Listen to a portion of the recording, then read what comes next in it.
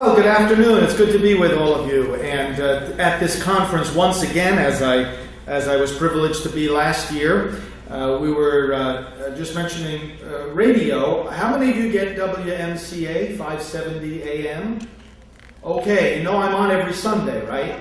Every Sunday afternoon at 12:15, we have a program called Life on the Line. And it is a marvelous opportunity for us to expand the outreach of our message beyond the EWTN programming, which we have. That show is called Defending Life, and that is on each Friday evening at 10 o'clock. And then if you get Sky Angel, that's another network of Christian programming that you can get on either in itself or on Dish Network. You look for Sky Angel, and we have a program on there several times a week called Gospel of Life. So Gospel of Life, Defending Life, Life on the Line. Obviously, our ministry focused in on this most fundamental gift of God and of His mercy, which is life itself. Now, many of you, as you came in today, were offered a little prayer card by some of my staff who are here. And I want to draw your attention to it because many of you are praying this already. We have a prayer campaign taking place throughout the nation, around the world, and it is geared towards this very simple prayer, asking God to strengthen us to end abortion. The prayer is on the card. I recommend it to you for each day. But then I want to point out to you, before I begin my reflections, that on the back of the card, you'll find a lot of helpful information from and about the ministry we conduct at Priests for Life. Many of you are very familiar with our work, but I never can tire of repeating that Priests for Life is not just for priests. It's for you. Just as a priest ministers to his parish, just as a priest is ordained for his people, so Priests for Life exists for you, for the entire church, to help, to encourage, to unite, to strengthen us in the great task of bringing an end to abortion, of building a culture of life, and of bringing the healing and the mercy that are so essential because of the terrible wound abortion has inflicted on our world. On the card, therefore, you'll find how you can be in contact with us at Priests for Life, our website, and there's some other information that will tie into some of the things I want to say to you as we go along here in these reflections. Well, brothers and sisters, we're in the season of Lent. We have received our ashes. We have begun. The purple vestments have come out. The churches are now geared towards the theme of repentance. And, of course, we are making our journey toward Easter. Lent finds its meaning in baptism. Lent is a season of baptism. This is the time of the year when the people who are going to join the church at Easter through baptism and the other sacraments of initiation are making their final preparation. These individuals are called the catechumens of the church.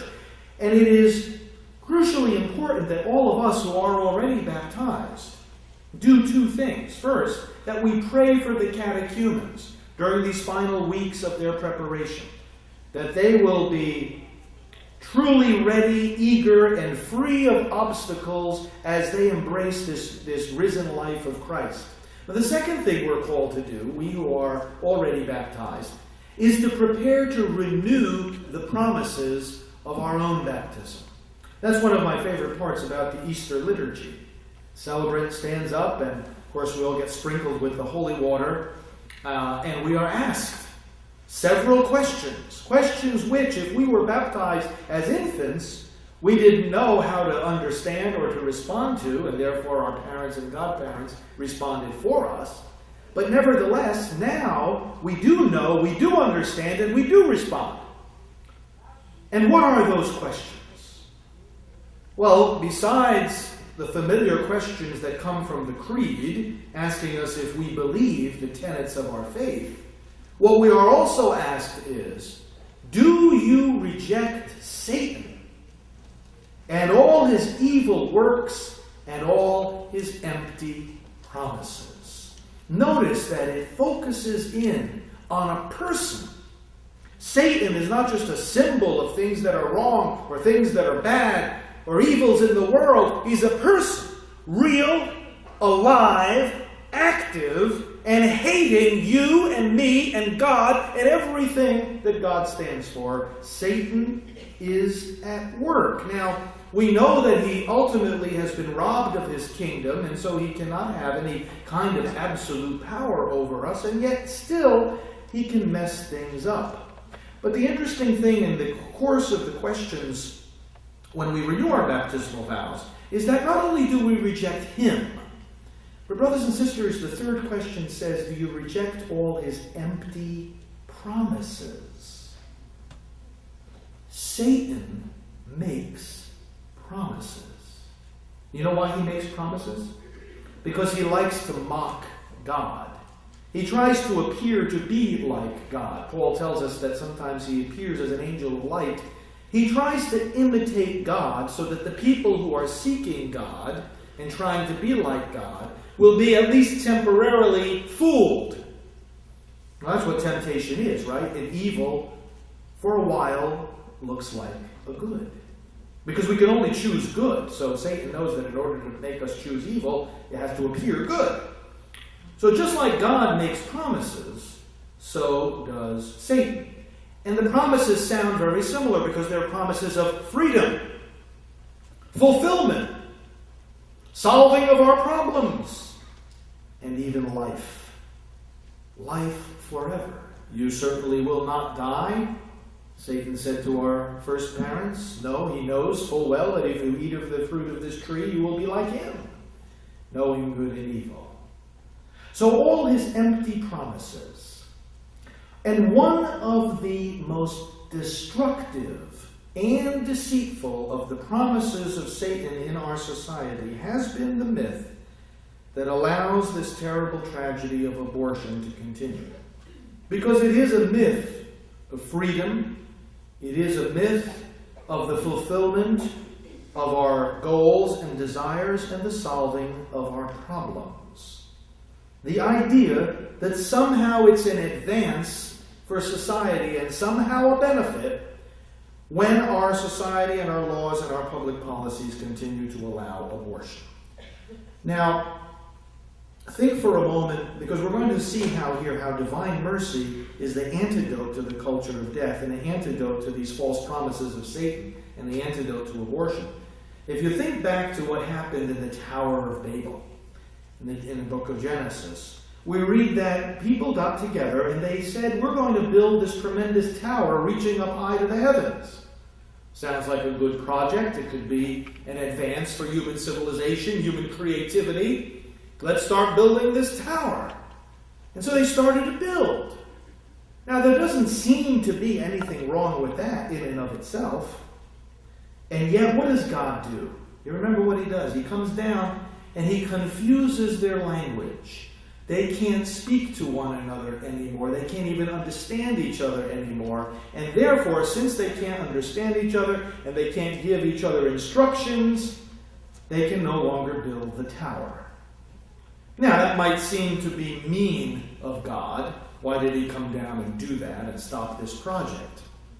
Well, brothers and sisters, it was because our forebears made the mistake of thinking that they could be like God by their own authority. It was very much a continuation of the original sin of pride. We together can exalt ourselves. Let's build a tower reaching up to the heights of heaven.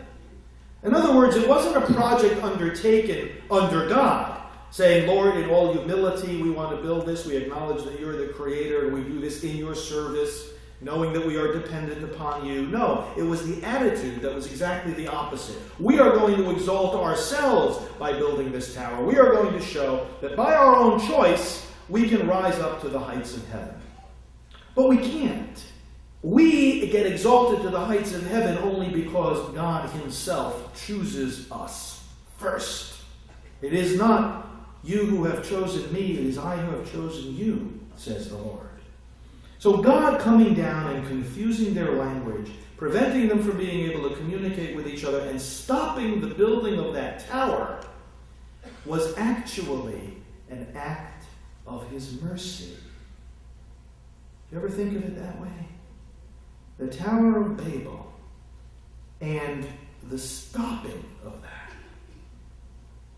was an act of God's mercy. Why? Because if God allows us to continue down a road where we think we're in charge, if God continues to allow us as individuals or as a society to think that we can lift ourselves up to God, and that ultimately what's right and what's wrong depend on not God, but on our choice, then he knows that that path destroys us. Because ultimately we hit up against a brick wall. You know what the brick wall is? The fact that we're not God. The fact that we can't do it. The tower would never have reached the throne of God. It wouldn't have worked. We end up exhausting ourselves, destroying ourselves, because we crash against the wall of reality which says we're creatures. We really are under God. You know, that's why the dispute about whether under God should be in our Pledge of Allegiance, or whether people are free to acknowledge God in public in our nation. You know, when you come right down to it, it really is a ridiculous dispute. As if we get to decide whether we're under God or not. The fact of the matter is, every person, every institution, every government, every king, every prince, every animal, every bird, every tree, every blade of grass, every grain of sand is already under God, whether we like it or not.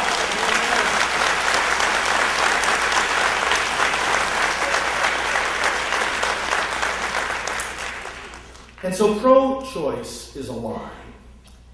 Because the fact is, we don't write the moral law, we don't write the moral code, and it is not our choice that determines what's right or wrong. We still have our choice is a tremendous gift, but we find our freedom precisely under God and acknowledging that he has first chosen us. Now that has a lot of implications. The implications for our society are that we have to reflect that truth in our laws and policies. We are in an election year. We're not going to comment at great length here about the elections, although we at Priests for Life, if you follow our ministry, you know that we do have a lot to say about that. And we have a special website called politicalresponsibility.org, which I invite you to visit as we get further into the election season for helpful guidance and information. But let me just say this much, that given everything I've said so far, it is an obligation not just of individuals, but of societies and nations, that they shape their laws and public policies in such a way that acknowledge the dignity of life and that it's not in our hands to either give or take it. And the first requirement of being a public servant, whether we're talking about the President of the United States, a member of Congress, a person in the courts, or someone in the state legislature, or any position at all in local government, down to the town and city level, the first requirement of a public servant, brothers and sisters, is that he or she can tell the difference between serving the public and killing the public.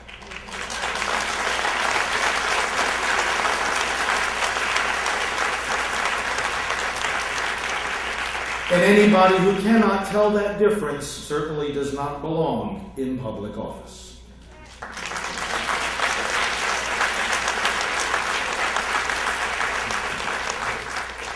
Now, we have, in fact, hit up against the brick wall when it comes to this empty promise of Satan that somehow we can fulfill ourselves by a choice that ends up destroying another human being. And what do I mean by we have hit up against the brick wall? Well, first of all, none of the promises that the advocates of abortion made back at the time of Roe versus Wade have come to pass. None of them.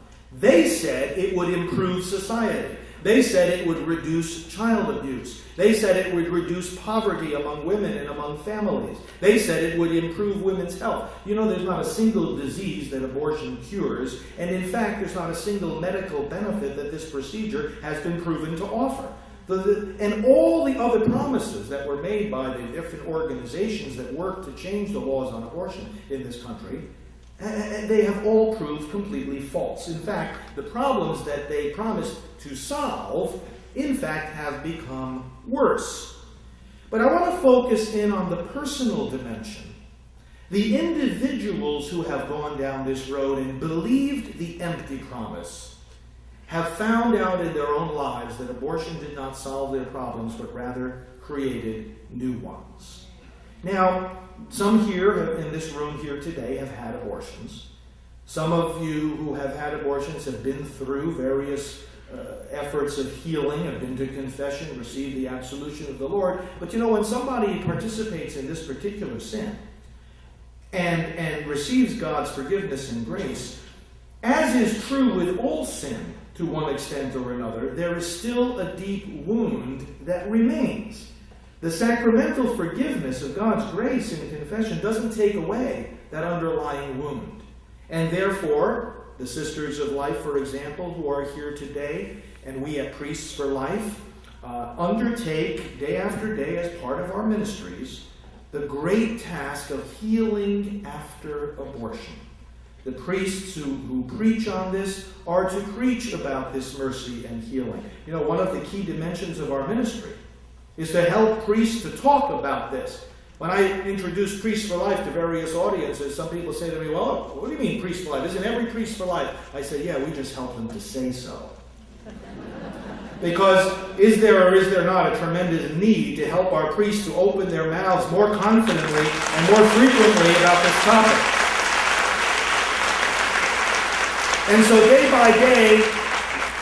by day, we help them to do precisely that. Just the other day, I was talking to the priests of the Diocese of Tulsa, Oklahoma, and Oklahoma City, and day after tomorrow, I'll be talking to the priests of Lincoln, Nebraska, and I talk with the priests all throughout the country.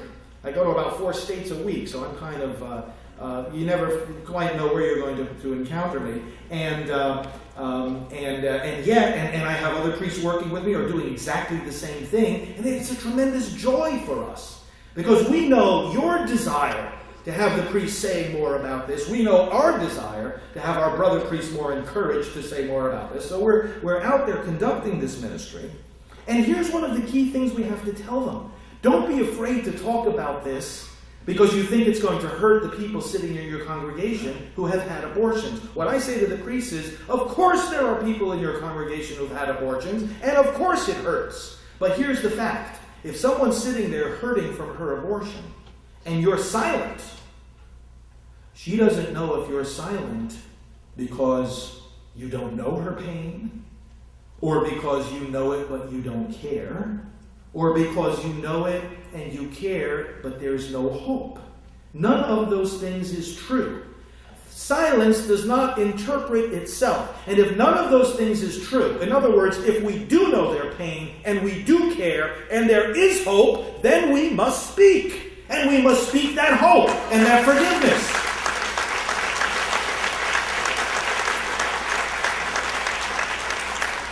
And there's where the theme of this conference intersects so powerfully with the work that we are doing and that so many other groups are doing to heal people of the wounds of abortion. God's mercy is for them. Rachel's Vineyard is the world's largest ministry of healing after abortion. I'm privileged to be the pastoral director of that entire ministry because it's part of the work of Priests for Life. Project Rachel, conducted in so many different dioceses of the world. This is bringing people to healing day after day, whether they've had 1 or 2 or 5 or 10. I've ministered to people who have had 24 abortions. There have been studies of women who have had 25 or more abortions. It's incredible. You wonder why, how can a person go into a downward spiral that can end up having them do this so many times? Well, one of the reasons is that when we have a trauma or a wound that we don't understand, very often what we do in order to try to understand it, is to repeat it. We put ourselves back in the situation that repeats the trauma so that we're thinking in the back of our mind, maybe I can master this, maybe I can get some control over this, maybe I can understand it.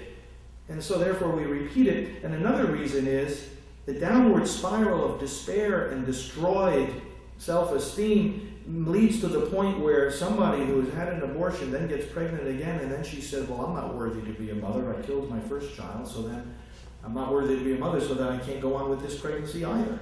And it just, one abortion leads to another. At some point in that process, God's mercy needs to be brought to that individual. And then they need to realize that they themselves are not the evil that they have done. That's the key insight. Yes, I have done evil, but that doesn't mean I am the evil that I've done. I can separate myself from the evil that I've done. Now, I want to bring this to you in two very practical ways. How we talk about those who have done this, and how we talk to them. How we talk about them, sometimes we, all of us being pro-life, all of us understanding the violence of abortion and the dignity of life, sometimes we find ourselves saying, how can somebody do that? Don't we say that sometimes? We think about someone having, not just those that have 24, 25 abortions, but even those who have had just one. We say, well, gee, how could a woman ever do that? How could she have her child killed? But brothers and sisters, here's where we have to be very careful. We know how there are no words to describe how evil this is. We are completely agreed on that. We've got to show society even more clearly how evil this really is, because society trivializes it and dilutes it and pretends that it's no big deal. Well, it is. It's more of a big deal than we could ever say. But on the other hand, we also have to understand this. The woman who goes to get an abortion, she is not and should not be a stranger to us. What I mean is, when we see her going to that abortion facility, we see somebody who has been deceived, temporarily fooled, by the attractiveness of an empty promise, and lured by the power of evil to do something that she knows is wrong. These abortions that are taking place every day, 4,000 a day in our country alone, are not exercises of freedom of choice. These are people who feel they have no freedom and no choice.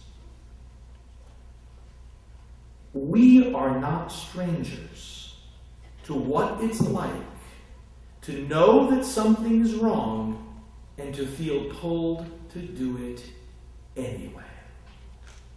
We are not strangers to that, are we? We do that every day. St. Paul says in his letter to the Romans, well, this is crazy. I know what's right. I want to do what's good. And I find myself doing the opposite. It's sin in us. And brothers and sisters, this is why we can look at the person who is on her way into an abortion facility or on her way out after having had that baby destroyed. And we can say, what you have done is a terrible evil. But you're our sister, the father of that child. You're our brother. We know what it's like to be fooled by evil and temptation. We know what it's like to be captive to the false and empty promises of Satan. And that's why we can go to these people and we can have compassion on them. Because we're in the same boat. We may not have participated in an abortion, but we certainly have aborted God's will in our own lives. And we therefore do not approach them as strangers. We shouldn't foster the attitude, oh my goodness, that's unthinkable that someone should do that. It's unthinkable that any of us should abort God's will in the various ways in which we do. We talk about these individuals, therefore, with the greatest possible kindness, compassion, and understanding.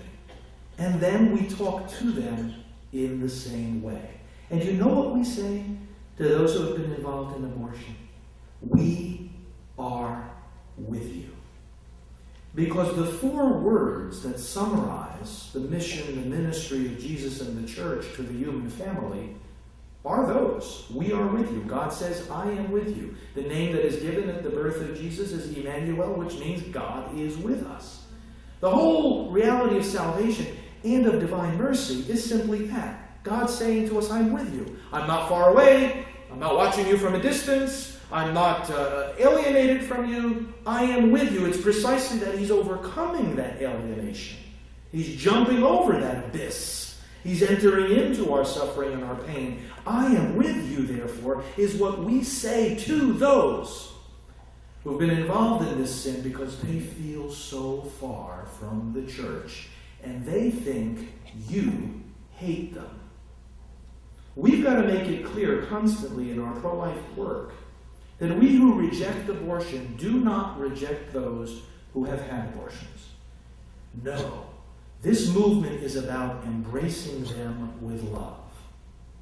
Leading them, for example, to a Rachel's Vineyard retreat or to a retreat of healing after abortion with the Sisters of Life or with any of the thousands of post-abortion ministries that exist. And then you know what that often leads to? It often leads to the Silent No More Awareness campaign.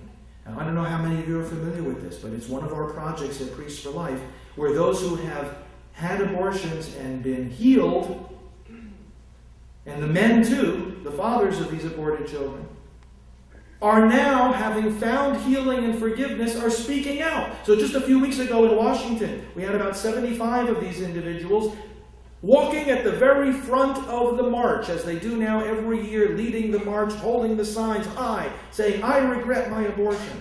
And the men, I regret lost fatherhood. And then at the end of the march up at the Supreme Court, one after one, they gave their testimony publicly about how they were deceived by the empty promise of pro-choice, and then how they suffered as a result, but then how they found the mercy of God, the mercy of Christ, the mercy of the church, and they're proclaiming this publicly. Now you might say, isn't this odd? I mean, who would want to stand up with a sign saying, I regret my abortion? Of course it's nothing to be proud of. But brothers and sisters, we should embrace these people and thank them for their courage, because you know what they're doing? They are standing up publicly and they're proclaiming divine mercy. They're showing the world that abortion's a lie. They're showing other women who might be tempted to go down that path that they shouldn't. But what they're doing even more fundamentally is they're proclaiming the gospel. When you have these men and women standing on the streets, and not only on the streets, but in front of TV cameras and radio microphones, in pulpits, and I urge you to ask your pastors to bring some of these men and women in, let them speak to the congregation. They go into churches, into pulpits, they go into legislative assemblies. In a few weeks from now, we're getting a group with the Silent No More Awareness campaign. They're going to the United Nations, and they're going to stand in front of the United Nations when they have one of their big international conferences.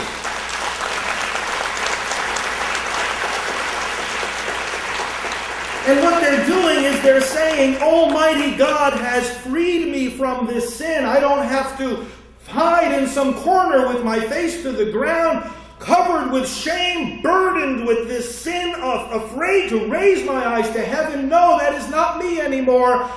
I am now standing up in the light of the resurrection of Jesus Christ, and I'm able to say I am freed from this sin. God's mercy endures forever.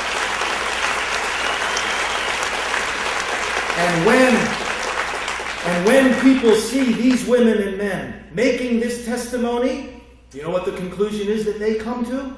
They look at them and they listen to them and they say, well, I haven't done something as terrible as abortion. But if that woman or if that father can demonstrate that they've been freed and healed from that sin, my goodness, there's hope for me too. I can be freed from my sins, whatever they may be. And this is where this mission is spreading the trust in the divine mercy. So brothers and sisters, silentnomoreawareness.org is the website. If you've had an abortion and you might feel called to speak out about it, go to that site, register for the campaign. If you simply want to be in support of these people, or you want to watch some of their testimonies or listen to them or read them, go to that source and you will be inspired. You know as I conclude now, that the chaplet for divine mercy was given in a special way in reparation for the sin of abortion. And I can tell you that in the pro-life movement and in the many activities of the movement, the chaplet is finding a very, very wide audience of people who are using it daily and finding in it the confidence they need to go forward and proclaim this message. I mentioned that prayer cards on the back. As I conclude here, let me mention this phone number, which you can use to connect people with healing after abortion as well as alternatives to abortion. It's an option line number, 1-800-395-HELP. It's on the card.